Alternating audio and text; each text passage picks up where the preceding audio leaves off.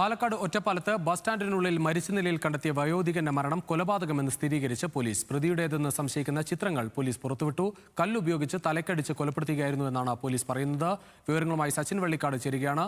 സച്ചിൻ, എന്താണ് കാരണമെന്നോ ആ തരത്തിൽ ഏതെങ്കിലും ഒരു വിവരങ്ങൾ ലഭ്യമായിട്ടുണ്ടോ? ആരാണ് മരിച്ചത്? എന്താണ് വിശദാംശങ്ങൾ? ജ്യോതിഷ്, തിങ്കളാഴ്ച രാത്രി 10:30യോടുകൂടിയാണ് ഒറ്റപ്പാലം ബസ് സ്റ്റാൻഡിൽ കൊലപാതകം നടന്നത് എന്നാണ് പോലീസിന് ലഭിച്ച പ്രാഥമിക നിഗമനം. അത് പ്രധാനമായും ഒറ്റപ്പാലം ബസ് സ്റ്റാൻഡിന് സമീപത്തെ CCTV ദൃശ്യങ്ങൾ കേന്ദ്രീകരിച്ചുകൊണ്ടുള്ള ഒരു അന്വേഷണത്തിലാണ് ഇത്തരം ഒരു നിഗമനത്തിലേക്ക് പോലീസ് എത്തിയിരിക്കുന്നത്. കൂടാതെ തന്നെ അജ്ഞാതൻ കൊല്ലപ്പെട്ട സ്ഥലത്ത് സമീപത്തായിട്ട് കല്ല് അടക്കമുള്ള വസ്തുക്കൾ ഉണ്ടായിരുന്നു. കല്ലുകൊണ്ട് ഇടിച്ചാണ് കൊലപ്പെടുത്തിയത് എന്ന വിവരമാണ് ആദ്യഘട്ടത്തിൽ പോലീസിന് ലഭിച്ചത്.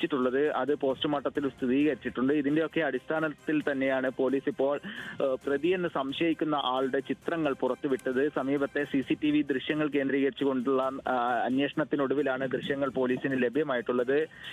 ഇന്നലെ തന്നെ പോലീസ് ഈ മരിച്ച അജ്ഞാതനൊപ്പമുള്ള ഒരു സ്ത്രീയെ ചോദ്യം ചെയ്തിരുന്നു. എന്നാൽ സ്ത്രീക്ക് ഈ കൊലപാതകത്തിൽ പങ്കില്ല എന്ന് തന്നെയാണ് പോലീസ് കണ്ടെത്തിയിരിക്കുന്നത്. എന്തായാലും നിലവിൽ ലഭ്യമായ പ്രതിയുടെ ദൃശ്യങ്ങളാണ് എന്ന് തന്നെയാണ് പോലീസ് സംശയിക്കുന്നത്.